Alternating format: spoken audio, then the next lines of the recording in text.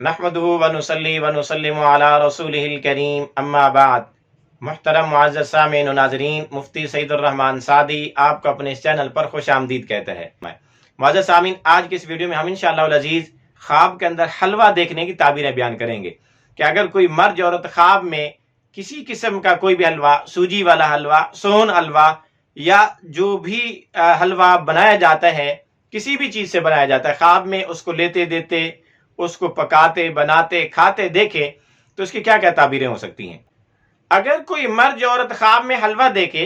تو اس کی تعبیر یہ کہ خواب دیکھنے والے کو بہت زیادہ مال ملے گا، یا خواب دیکھنے والے کے دین درست ہونے، خالص ہونے کی نشانی ہے۔ اسی طرح اگر کوئی مرد یا عورت خواب میں دیکھے کہ اس نے حلوے کا ایک لقمہ اٹھا کے کھایا تو اس کی تعبیر یہ کہ خواب دیکھنے والا اپنے بیٹے اور فرزند کو بوسہ دے گا۔ اسی طرح اگر کسی نے خواب میں میووں والا اعلیٰ قسم کا حلوہ دیکھا، جسے سون حلوہ بھی کہا جاتا ہے، جس میں اخروٹ، بادام وغیرہ دیگر چیزیں ڈالی جاتی ہیں،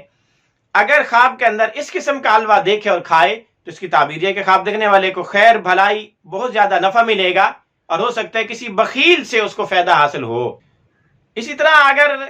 کوئی مرد یا عورت خواب میں حلوہ بناتے ہوئے، تیار کرتے ہوئے اپنے آپ کو دیکھے تو اس کی تعبیر یہ کہ خواب دیکھنے والا رزق حلال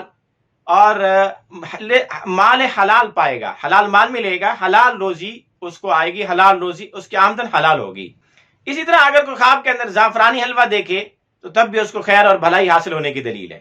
اور اگر کوئی آدمی، مرد یا عورت خواب میں حلوہ بیچتے ہوئے اپنے آپ کو دیکھیں یا کسی اور کو حلوہ بیچتے ہوئے دیکھیں تو اس کی تعبیر ہے کہ خواب دیکھنے والا اگر خود حلوہ بیچ رہا ہے تو اچھی اور میٹھی گفتگو اور کلام کرنے کی نشانی، اور اگر کسی اور کو بیچتے ہوئے دیکھے تو کسی اور سے اچھی اور میٹھی گفتگو سننے کی نشانی۔